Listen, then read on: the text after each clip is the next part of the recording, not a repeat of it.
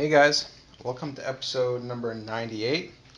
Today is DIY Wednesday, and today I wanted to make a floating fry trap.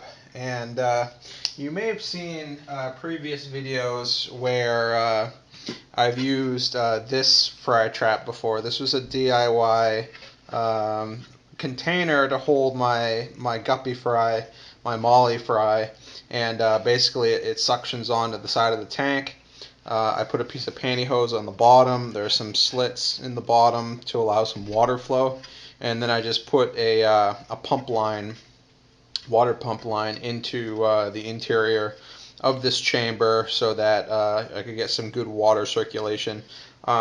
This is a similar idea here, but this is something that I could use on any sort of tank or stock tank, perhaps. I've seen videos where people have very large stock tanks and they're raising a lot of fish. However, fry need a fairly small environment in which to live in order to find their food effectively. And so this concept here allows you to create multiple of these floating fry containers and let them kind of float within a larger tank.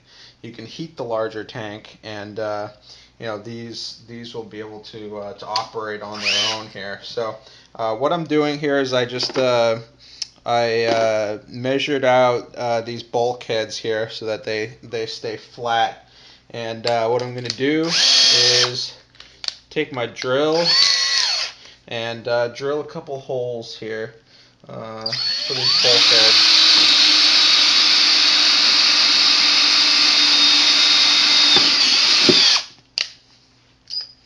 So there's number one. I gotta try to pop the little piece of plastic off of here so they don't all get stuck inside the hole saw. But so I mean, if you want to take a look at what this project costs here, these containers, you can get them in all shapes and sizes. I've chosen this size here because I already had some of them handy. We're using wacky noodles for flotation, so you can get those at the dollar store. And then you just got a couple bulkheads and some pieces of PVC, which are fairly inexpensive. And we'll put this thing all together.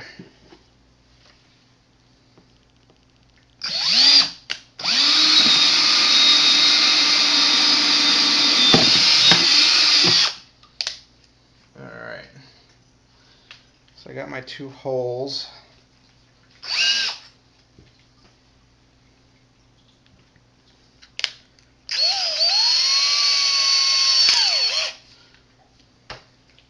And I just got to clean up the area here so that we don't get any major leaks. And again, this is going to be floating within a tank, so I don't really care if this is a watertight seal or not. So I'm not going to bother with Teflon tape or anything like that. But what I am going to do is take these bulkheads now, and I'm going to insert them into the tank. And I'm going to slip the nut on the other side, and I'm going to tighten it down. I've got two of these, you'll notice, and one of them is going to serve as my inlet, and the other one is going to serve as my outlet for this tank. And how that's going to work is one is going to be an overflow, which is going to be protected so that the fry can't exit the tank. And the other one is going to be an airlift tube. You guys know how I like the airlift. And that's going to allow fresh water to enter the tank. So now that I've got those bulkheads screwed down, what I'm going to do here is attach my fittings. If I wanted to create a watertight seal, I would probably use a little bit of silicone along these bulkheads, and then probably use Teflon tape here. But again, it's going to be underwater anyways, so it doesn't really matter. If you wanted to prevent some drips, if you were moving them around, that might help, but probably not a whole lot. Alright, so I've got one piece of PVC here. I've measured this to size. This is going to act as my standpipe. I do need to cut one more piece to size here. And this one is going to actually be my outflow, and this one is going to be my airlift inflow. So there we go. That's pretty much done right there. But one thing I am going to do here is drill a bunch more holes into this piece of PVC. And the reason being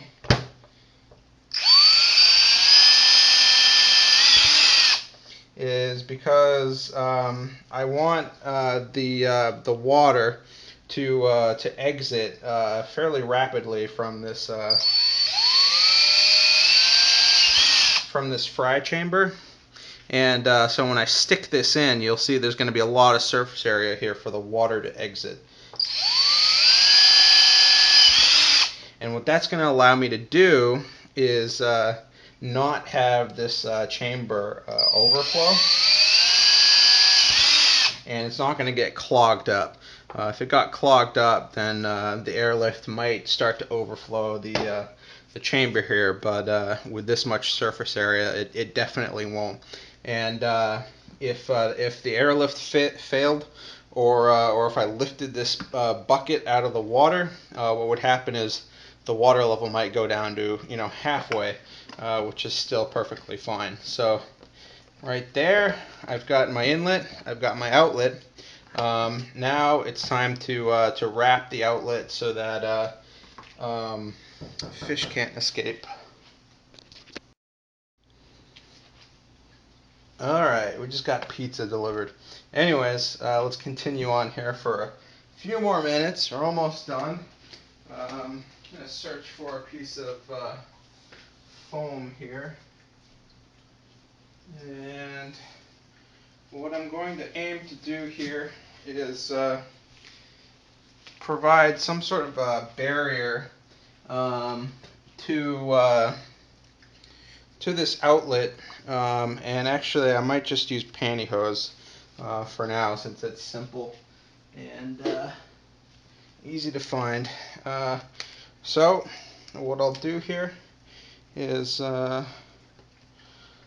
slip this pantyhose over this outflow, and then I'm just gonna add a rubber band here, and there we go. What that's gonna do is allow the water to exit through all of the surface area, but it won't let the fry through. So I'm just gonna cut off some of the excess here because it's a little unnecessary, and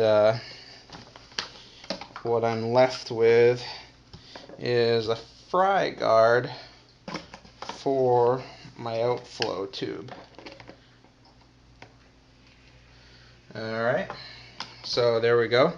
Now the last step here is going to be to attach my my wacky noodles as floats.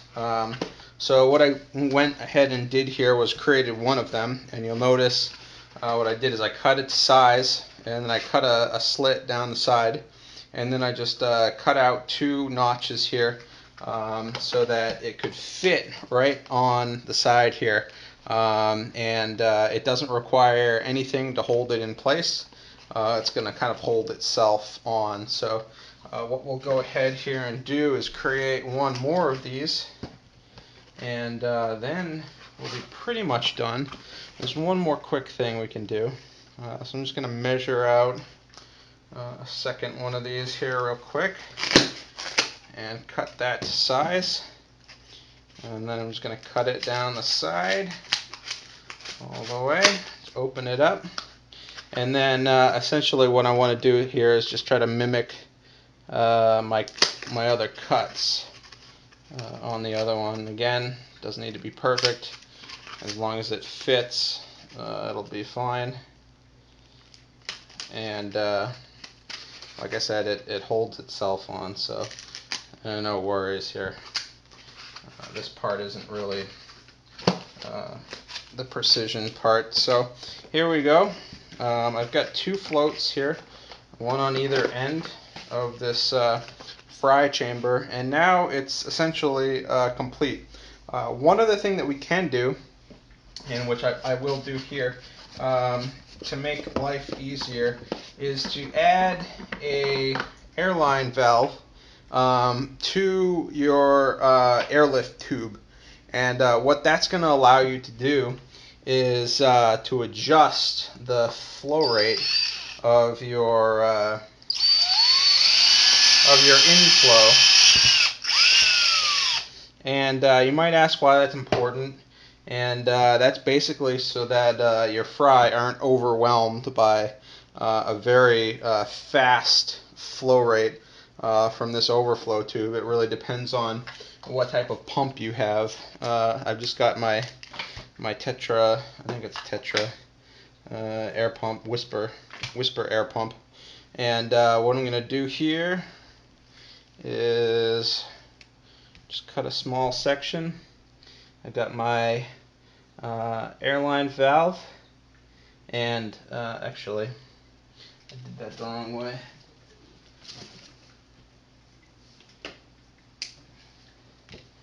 I've got my airline valve, and what I can do here is feed that down through this tube and make sure that it's not poking out, so that any of the air that goes through there is going to come up through the tube and out the top here. So with that done, I can screw this back in,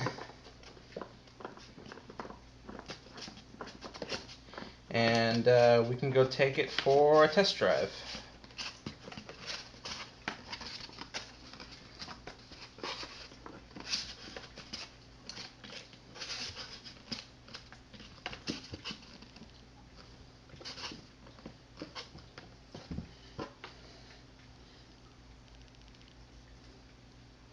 Alright, let's go put it in the water, see if it works. Alright, and here's the finished product in the water. I have it in a 5-gallon tank just to demonstrate, and as you can see here, it's floating about 1/4 of an inch to 1/2 an inch from the top of the plastic container, held in place by the wacky noodle floats. And as you can see, I've got some molly fry in the tank. I just put them in about 5 minutes ago, so they're still exploring. Just to reiterate here, this isn't really meant to capture the fry, but rather to keep them.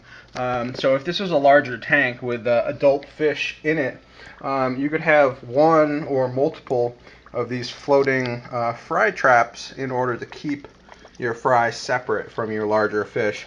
And this is handy so that they can find food effectively and grow faster. And it's always a good idea to keep fry of similar size together so that they can grow at the same rate. But as you'll see here, I've got my air pump going, and I can adjust my airline valve here so that this goes faster, more bubbles. That means more water is being turned over in this tank, but it might disturb the fish, so I can always tone it back down. And the important thing to note here is, since this is always going, the fry are never going to be able to swim back out from that inlet, and they can't swim out of the outlet either. Since there is so much surface area here on this outlet with all of those holes drilled in it, that means that there isn't a large suction force against that, so the fry won't get stuck to it, It's a very fry-friendly environment here, and I've got a little bit of a plant going in here as well to give them a place to hide if they'd like. So there it is, all set up. After a week or two of the fry being in here, it's probably a good idea to take a turkey baster and just collect any of the waste that's accumulated inside of this tank, and then you can just dispose of that in your wastewater bin. But other than that, this is pretty much good to go. Very easy to construct, as you saw. Very low cost. I'd estimate this is probably about maybe $6 or $7 altogether.